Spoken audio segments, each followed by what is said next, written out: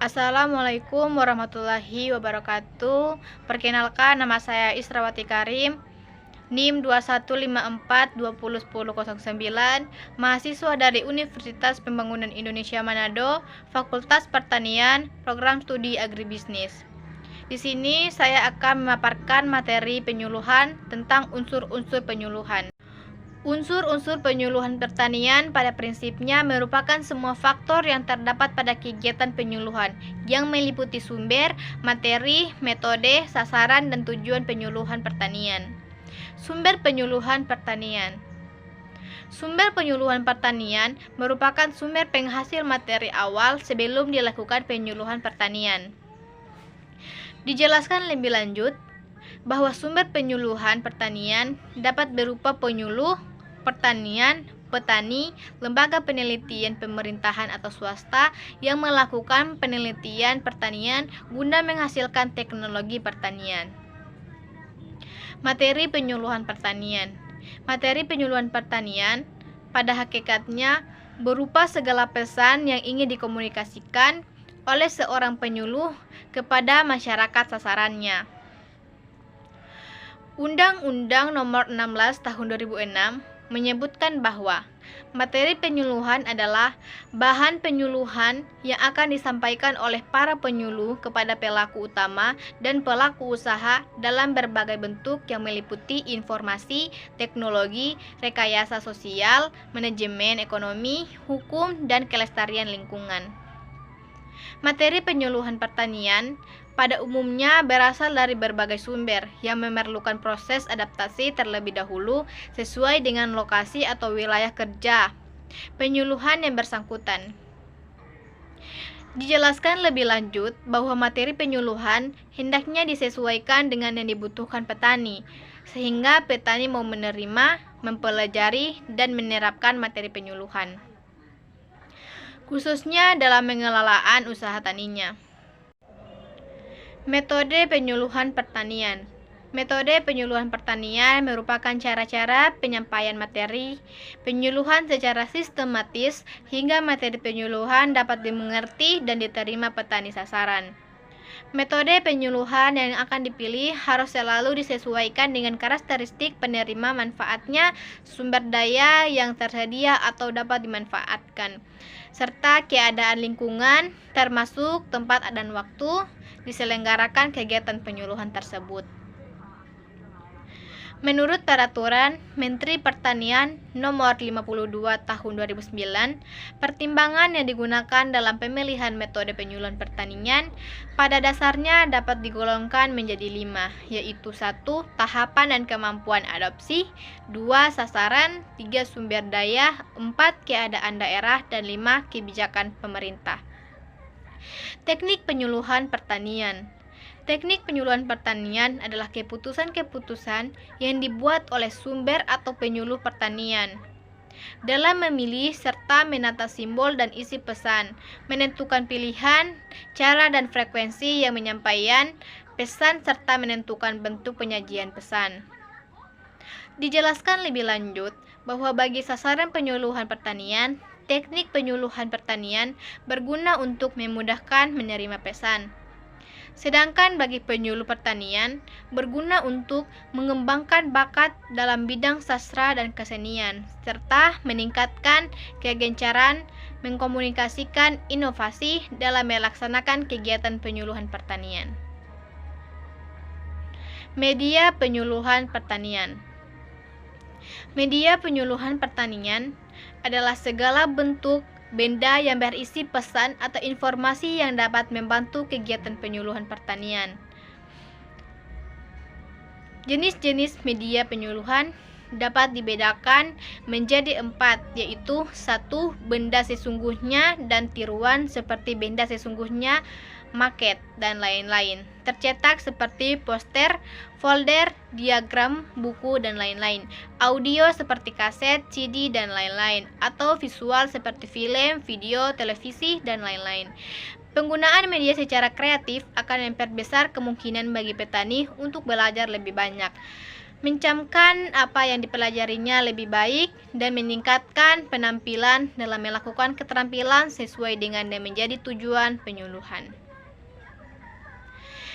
Menyatakan bahwa pemilihan media penyuluhan harus disesuaikan dengan situasi, kondisi, waktu, ketersediaan biaya dan sumber daya pendukung, serta perubahan lingkungan strategis.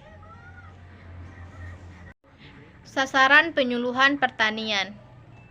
Sasaran penyuluhan dibedakan menjadi 3 kelompok sasaran, yaitu 1. Sasaran utama, yaitu sasaran penyuluhan yang secara langsung terlibat dalam kegiatan bertani dan pengelolaan usaha tani. Termasuk dalam kelompok ini adalah petani dan keluarganya. 2. Sasaran penentu dalam penyuluhan pertanian, yaitu yang bukan pelaksana kegiatan bertani dan berwirausaha tani. Termasuk dalam kelompok ini adalah penguasa atau pemimpin wilayah, tokoh-tokoh informal, para peneliti dan para ilmuwan, serta lembaga pengkreditan. 3. Sasaran pendukung penyuluhan pertanian, yaitu pihak-pihak yang secara langsung maupun tidak langsung tidak memiliki hubungan kegiatan dengan pembangunan pertanian, tetapi dapat diminta bantuannya guna melancarkan penyuluhan pertanian. Termasuk kelompok ini adalah para pekerja sosial atau seniman, konsumen hasil-hasil pertanian, dan biro iklan. Tujuan penyuluhan pertanian. Tujuan dari penyuluhan pertanian adalah terjadinya perubahan perilaku petani dan keluarganya. Dengan penyuluhan diharapkan terjadi peningkatan pengetahuan, keterampilan, dan sikap. Dijelaskan lebih lanjut bahwa pengetahuan dikatakan meningkat bila terjadi perubahan dari tidak tahu menjadi tahu dan yang sudah tahu menjadi lebih tahu. Keterampilan dikatakan meningkat bila terjadi perubahan dari yang tidak mampu menjadi mampu melakukan sesuatu pekerjaan yang bermanfaat.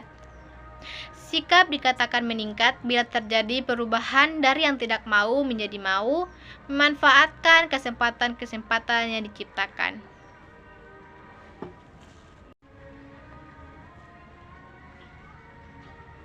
Materi penyuluhan pertanian. Materi penyuluhan pertanian merupakan informasi atau teknologi atau inovasi yang akan disampaikan kepada kelompok sasaran dalam penyuluhan pertanian. Materi penyuluhan pertanian sebaiknya merupakan sesuatu yang dibutuhkan oleh sasaran penyuluhan dalam rangka memecahkan masalah yang dihadapi oleh kelompok sasaran tersebut.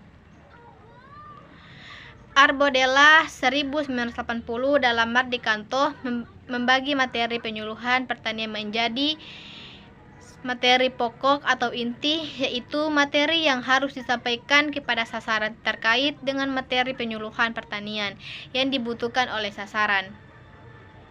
Materi penting yaitu materi yang akan membantu sasaran dalam memahami materi penyuluhan, inti yang disampaikan oleh penyuluh pertanian. Materi penunjang atau pendukung yaitu materi yang berperan untuk menambah wawasan terkait dengan materi penyuluhan yang disampaikan. Materi ini dapat berisikan contoh-contoh kejadian sejenis di daerah atau negara lain yang dapat menjadi pembanding sekaligus menjadi motivasi petani untuk mau menerapkan materi penyuluhan tersebut. Dan materi tambahan. Materi ini kadangkala tidak terkait dengan materi pokok, inti, bahkan materi ini disampaikan hanya untuk mengisi waktu atau sekedar selingan agar petani atau sasaran tidak jenuh mendengar atau menerima materi inti, materi penting atau materi penunjang. Penyuluh pertanian. Penyuluh pertanian terampil adalah jabatan fungsional penyuluh pertanian yang dalam melaksanakan pekerjaannya mempergunakan prosedur dan teknik kerja tertentu, yaitu yang diangkat pertama kali dalam jabatan fungsional penyuluhan pertanian dengan memiliki latar belakang pendidikan formal minimal SLTA di bidang pertanian atau D3 di bidang pertanian. Jenjang jabatan penyuluhan pertanian terdiri dari penyuluhan pertanian pelaksana, penyuluhan pertanian pelaksana lanjutan, dan penyuluhan pertanian penyelia. Penyuluhan pertanian ahli adalah jabatan fungsional penyuluhan pertanian yang dalam pelaksanaan pekerjaannya didasarkan atas disiplin ilmu pengetahuan, metodologi, dan teknis analisis tertentu, yaitu yang diangkat pertama kali dalam jabatan fungsional penyuluhan pertanian yang memiliki latar belakang pendidikan minimal S1 atau D4, bidang ilmu pertanian. Jenjang jabatan penyuluhan pertanian ahli terdiri dari penyuluh pertanian pertama, penyuluh pertanian muda, penyuluh pertanian media, dan penyuluh pertanian utama. Itulah materi dari saya, semoga bermanfaat. Di akhir materi ini saya sedikit mempromosikan kampus saya, yaitu Universitas Pembangunan Indonesia Manado. Bagi kalian yang masih bingung mau kuliah di mana dan mengambil jurusan apa, ayo bergabung bersama kami di Universitas Pembangunan Indonesia Manado, Fakultas Pertanian. Fakultas Pertanian telah terakreditasi B. Program Sarjana Agribisnis bertujuan menghasilkan lulusan di bidang pertanian yang mampu berwirausaha dan memecahkan masalah pertanian, serta berkomitmen nasional dan berwawasan global. Ayo bergabung bersama kami di Universitas Pembangunan Indonesia Manado. Capai cita-cita Anda bersama kami. Wassalamualaikum warahmatullahi wabarakatuh.